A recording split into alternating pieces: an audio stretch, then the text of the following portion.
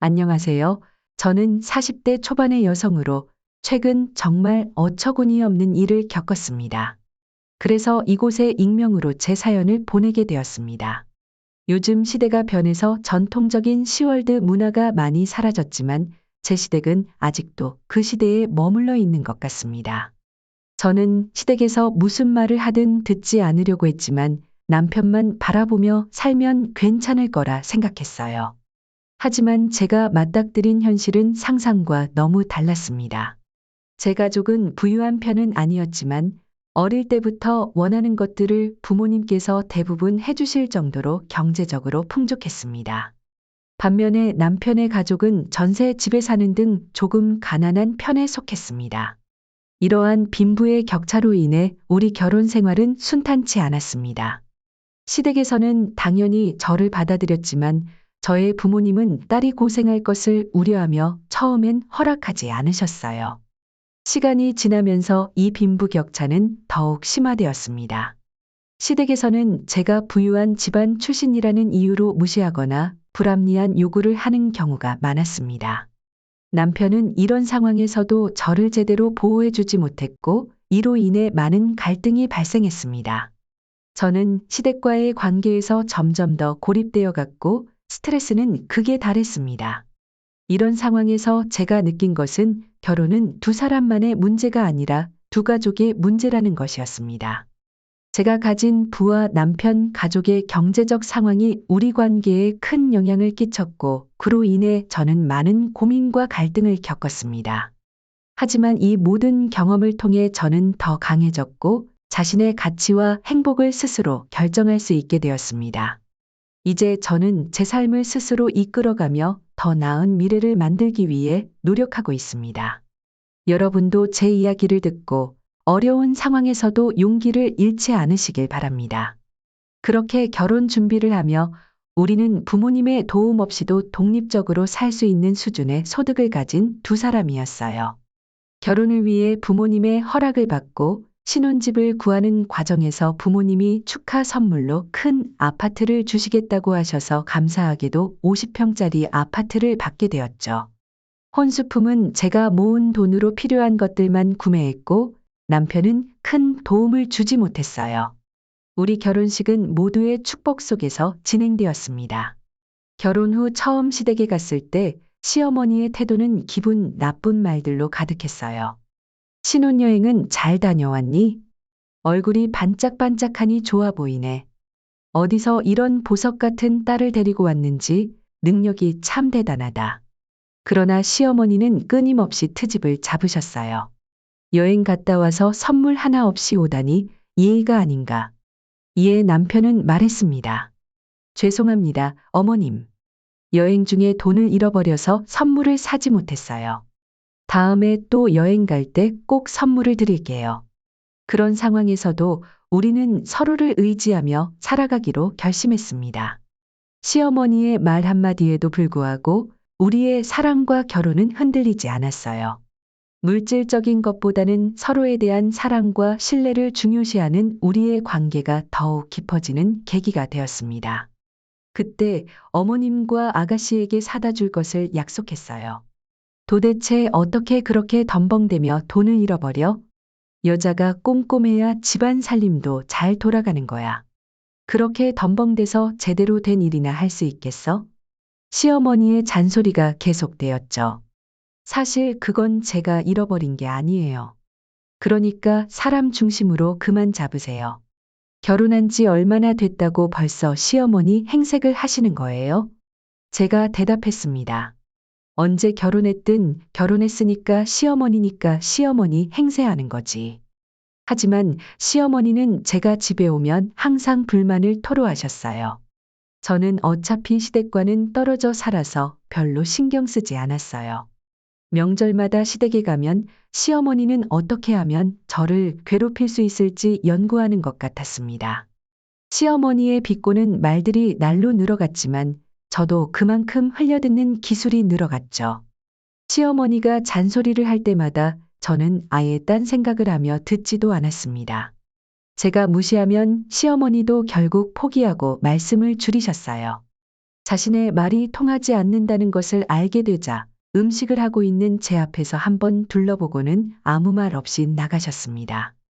제가 보통 내기가 아니라는 것을 깨달으셨나 봅니다. 그러던 어느 날 시어머니께서 갑자기 저에게 친절을 베풀기 시작하셨어요. 처음엔 그 변화에 당황스러웠지만 저는 시어머니의 태도 변화에 의구심을 갖기 시작했습니다. 제가 어릴 때부터 부유한 집에서 자랐다는 사실을 아시고 그것을 이용하려는 의도가 있는 것 같았어요. 어느 날 시어머니께서 전화를 하셔서 제 일상에 대해 물으시더군요. 요즘 어떻게 지내고 있니? 일은 괜찮고 하시며 관심을 보이셨어요. 저는 별일 없는데 어머니께서는 어떤 일로 전화하셨나요? 라고 물었죠. 그러자 시어머니께서 그냥 해봤어. 혹시 내가 모아둔 돈이 좀 있지 않니? 라고 물으셨습니다. 저는 월급 받으면 항상 모으고 있긴 한데 왜 그러세요? 라고 답했습니다. 그러자 시어머니께서 내 시누이가 결혼한다고 했잖아. 혹시 내가 그녀의 결혼 자금을 좀 보태줄 수 있겠니? 라고 하셨습니다. 저는 그 말에 깜짝 놀랐어요. 제가 왜 시누이의 결혼 자금을 도와야 하나요? 제가 결혼한 것도 아닌데 시누이는 모아둔 돈도 없이 결혼하려고 하는 건가요? 저는 시누이의 결혼 자금을 도울 수 없습니다. 가족끼리 서로 돕고 살아야 하지만 이건 너무한 요구인 것 같습니다. 이렇게 말하며 저는 시어머니의 요구가 부당하다고 느꼈습니다. 가족 간에 서로 돕는 것은 중요하지만 제 재정적 자립을 위협하거나 부당하게 이용하려는 시도는 받아들일 수 없었습니다. 제 자신의 재정적 안정과 미래를 위해 이번 일을 계기로 더욱 단호하고 분명한 태도를 취하기로 마음먹었습니다. 그때 시어머니께서는 제게 무심하게 돈을 빌려달라고 하셨어요. 아들 결혼 자금에 좀 보태달라고. 하지만 저는 부모님께 손을 벌리지 않고 결혼한 사람이라 단호하게 거절했어요. 죄송하지만 저는 다른 분들에게 빌릴 수 없습니다. 하지만 시어머니는 제 거절에도 불구하고 여러 번 돈을 요구하셨어요. 결국 저의 거절에 지쳐 포기하신 것 같았어요. 그리고 얼마 뒤 주말 아침 누군가가 집 앞에서 초인종을 누르더군요. 끊임없이 초인종을 누르는 소리에 잠을 깨고 문을 열었어요. 그 사람은 다름 아닌 시어머니셨어요. 아내랑 사람을 만나고 지나가던 길에 들렀어. 차 한 잔만 줄래? 제가 들어오라고 하지도 않았는데 시어머니는 그냥 들어오셨어요. 차라도 드리고 얼른 가세요. 그러자 시어머니는 제가 싫어하는 듯한 태도를 취하셨어요. 내가 네 시어머니인데 이런 태도는 아니지. 시어머니는 집안을 자유롭게 돌아다니며 둘러보셨어요. 이렇게 큰 집에서 살다니 네가 상상했던 것보다 훨씬 더 크구나. 시어머니의 이런 태도에도 불구하고 저는 침착하게 대응하기로 결심했습니다. 가족 간의 갈등은 피하고 싶었어요. 저는 시어머니에게 따뜻한 차를 대접하며 우리 가정의 평화를 지키려 노력했습니다. 이런 사소한 일들로 인해 가족 간의 관계가 손상되는 것을 원하지 않았기 때문입니다. 제 집에 대한 시어머니의 꼼꼼한 살피기는 정말 의아했어요. 여기 정확한 평수가 얼마죠? 50평보다는 더 클 것 같은데. 화장실도 크고 예쁘네요. 그녀의 말에 저는 정확히는 53평입니다. 그런데 우리 집 평수가 왜 궁금하세요? 라고 물었습니다. 이 집 사려면 꽤 비쌀 텐데 너네는 결혼할 때 이 집을 산 거야? 시어머니는 제게 말했습니다. 여기 시세가 얼마나 될까? 둘이 살기에 딱 좋은데. 여기는 어머님이 생각하신 것보다 훨씬 비싸요. 근데 결혼 자금은 없다고 하지 않았나요? 집값을 낼 여력이 있으신가요? 그녀는 물의 수압을 확인하며 샤워기와 변기를 시험해보고 방의 크기를 눈으로 재는 등 정말 꼼꼼히 살펴보더군요. 저는 시어머니가 어디서 돈을 마련해 갑자기 집을 사려는 것인지 궁금했지만 제가 상관할 바는 아니라고 생각해 더는 묻지 않았어요. 그리고 며칠 후 시어머니께서는 놀랍고도 어이없는 말씀을 하셨어요. 저희 집을 신혼집으로 쓰게 하겠다고요. 처음에는 잘못 들은 줄 알았어요. 어머, 제가 전에 여기 왔을 때 봤잖아요. 너희 집을 신혼집으로 써도 되겠다고 생각했어. 신랑이 다음 달에 결혼하는데 그때까지 이 집을 비워줬으면 좋겠어. 어머님의 뜬금없는 요구에 저는 정말 당황했습니다. 시어머니의 요구에 정말 당황스러웠습니다. 그게 무슨 소리세요? 제 집을 왜 비워주라고 하시는 거죠? 상의도 없이 혼자서 무슨 결정을 내리고 계신 건가요? 라고 물었습니다. 시어머니는 너희 둘이 살기에 집이 너무 크다고 생각했어. 내 시누이가 임신해서 아이를 키우기에 내 집이 더 적합할 것 같아서 그런 거야. 라고 하셨습니다. 저는 더욱 화가 나며 제 집을 왜 시어머니께서 마음대로 결정하시나요? 저한테 상의도 없이 이렇게 통보하는 건 정말 무례한 행동입니다. 아파트를 주겠다고 하시니까 다른 대안을 찾으시던지 하세요. 라고 말했습니다. 시어머니는 넌 왜 이렇게 욕심이 많니? 너희들은 둘이 살기에 충분한 곳에 살고 있잖아. 내 시누이는 아이까지 키워야 하는데 양보 좀 해주면 안 되니? 라고 하셨습니다. 저는 그 집은 제 부모님이 해주신 것인데 왜 제가 양보를 해야 하나요? 어머님과는 도저히 말이 통하지 않는 것 같으니 이만 끝낼게요. 제 집은 양보할 수 없습니다. 라고 말하며 전화를 끊었습니다. 시어머니의 무리한 요구에 정말 어이가 없었습니다.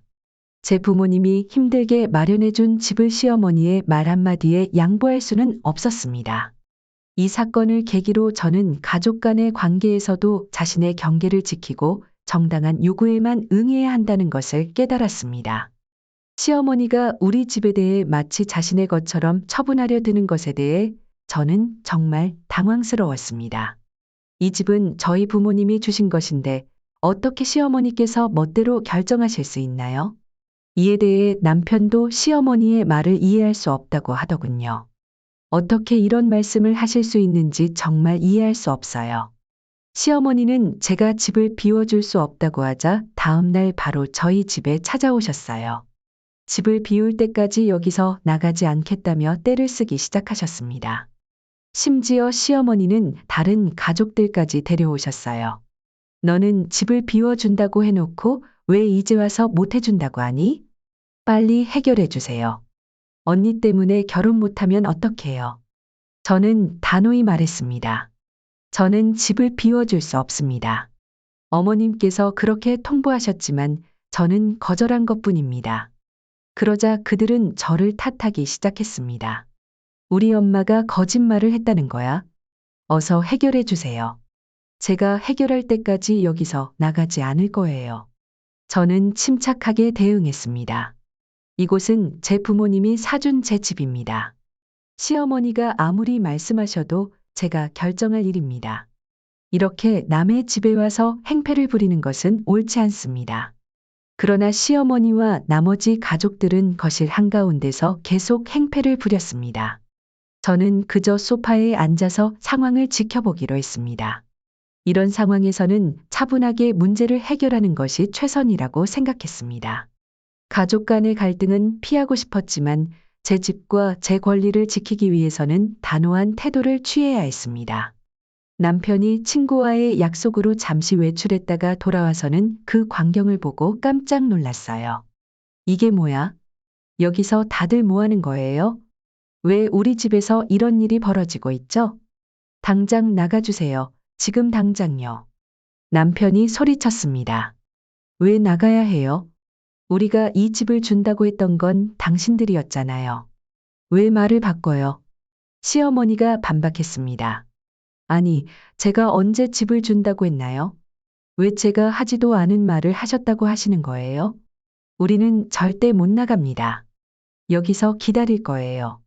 남편의 말에 시어머니는 더욱 격앙되었습니다. 여기는 우리 딸 집이에요. 이런 일로 창피하지도 않으세요. 남편은 그건 우리가 같이 살아온 점을 봐주는 건데 여기까지예요. 원래도 친자식이 아니잖아요. 저 이제 어머니에게 해드릴 건 없습니다. 그러니 제발 적당히 좀 하세요. 라고 말했습니다. 그러자 시어머니는 당신 방금 뭐라고 했어요? 친자식이 아니라고? 이게 무슨 말인지 설명 좀 해야겠어요. 라고 말했습니다. 알고 보니 남편은 시어머니의 친자식이 아니었어요. 남편은 시아버지와 전처 사이에서 낳은 자식이었고 시어머니는 시아버지와 재혼하기 전에 다른 남자와의 사이에서 낳은 자식이었습니다. 시아버지와 현재 시어머니 사이에는 불륜의 과거가 있었던 것이죠. 남편의 친모는 시어머니의 거짓과 배신에 깊은 충격을 받았고 결국 그 슬픔을 이기지 못하고 세상을 떠나고 말았어요. 주변에서는 시어머니를 계모 중에서도 최악이라고 말하곤 했습니다. 시어머니는 남편의 친모를 속이고 남편의 아버지와 결혼했던 것이죠. 남편의 친모에게는 남편의 존재가 불륜보다 더 큰 충격이었습니다. 시아버지는 남편이 자라면서 자신과 닮지 않은 점이 많고 혈액형도 다르다는 사실에 의문을 품었고 결국 몰래 유전자 검사를 통해 남편이 친자식이 아니라는 사실을 알게 되었습니다. 시아버지 역시 이 사실에 큰 상처를 받고 술로 하루하루를 보내다 세상을 떠났죠. 결국 시어머니의 행동으로 인해 남편의 가정은 완전히 파탄났습니다. 그럼에도 불구하고 남편은 시어머니와의 오랜 세월을 이유로 계속해서 어머니 대접을 해왔어요.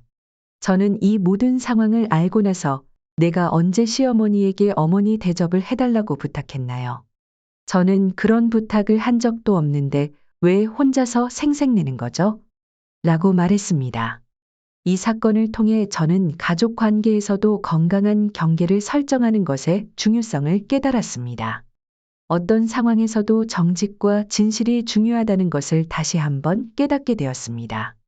그 상황에서 저는 단호하게 말했습니다. 이제 그만하세요. 더 이상 이렇게 가족을 괴롭히지 마시고 나가주세요. 시어머니는 화를 내며 말했습니다.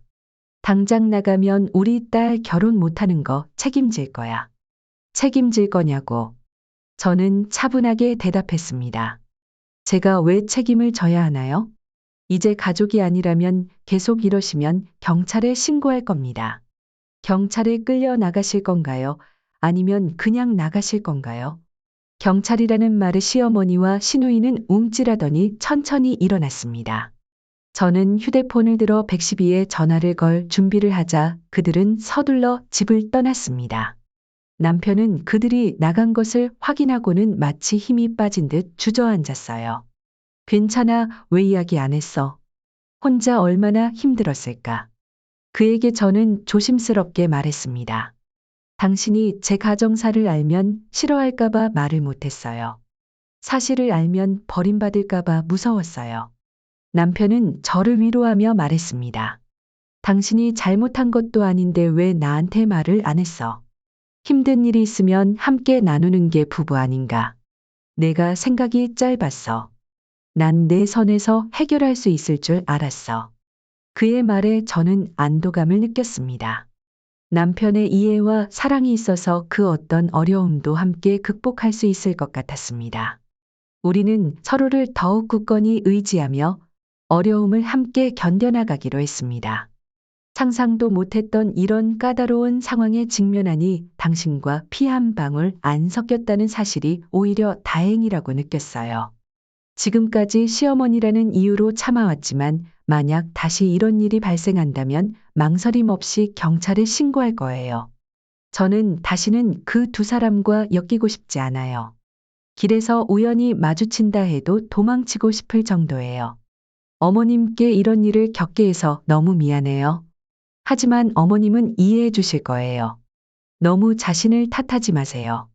이 모든 게 당신의 잘못이 아니니까요. 연애할 때 본 적 없던 남편의 슬픈 모습을 처음 보았어요. 그가 얼마나 힘들었을지 가늠하기 어려웠어요. 어릴 때부터 철이 들어서 지금까지 혼자서 그 무게를 짊어지고 살았던 남편이 너무 불쌍하게 느껴졌어요. 그동안 시어머니가 왜 남편에게 살살 맞게 대했는지 이제 이해할 수 있었죠. 결혼하고 처음 인사드리러 갔을 때나 명절마다 시댁에 방문했을 때도 시어머니는 단 한 번도 남편을 따뜻하게 반겨주지 않았어요. 신혼집 문제로 갑자기 나타나서는 버선발로 달려들었던 그녀의 행동이 모두 이유가 있었던 차별이었어요. 그럼에도 시어머니와 시누이가 정말 어이없는 짓을 했어요. 친아들도 아닌 사람의 집에 찾아와 집을 내놓으라고 난리를 치는 것을 보고 그들의 머릿속에는 대체 무엇이 들어있는지 궁금했습니다. 어떻게 그렇게 뻔뻔하게 그런 요구를 할 수 있는지 정상적인 사고를 하는 사람의 발상이라고 볼 수 없었죠. 그날 일을 생각하면 아직도 온몸에 소름이 돋습니다. 신우이가 결혼하려고 했던 그 남자는 사업을 하는 사람이었어요. 이제 막 떠오르기 시작한 기업의 사장이라고 하더군요. 신우이는 임신했다고 거짓말을 하며 그 남자를 속여 결혼하려 했어요. 하지만 감기에 걸려 약을 먹는 바람에 거짓말이 들통났고 결국 그 남자와 헤어졌습니다. 최근에는 시어머니와 시누이가 남편의 회사까지 찾아와 울며 빌었습니다. 전셋집을 살던 그들은 집주인이 갑자기 월세로 전환하며 쫓겨날 위기에 처했다고 하더군요. 남편은 무시하려 했지만 그들은 다리를 붙잡으며 울부짖었습니다. 결국 경비원에 의해 끌려나갔다고 합니다. 이 모든 일로 인해 저희는 다른 지역으로 이사를 가기로 했습니다. 전화번호도 모두 바꿔서 그들과는 다시는 연락이 닿지 않게 했습니다. 이 일을 겪으면서 저는 한 가지 중요한 교훈을 얻었습니다. 제 것이 아니라면 절대 탐내지 말아야겠다고 다짐했습니다. 지금까지 저희 이야기를 들어주신 모든 분들께 감사드리고 우리 모두 오늘도 열심히 살아가 보자고 생각합니다.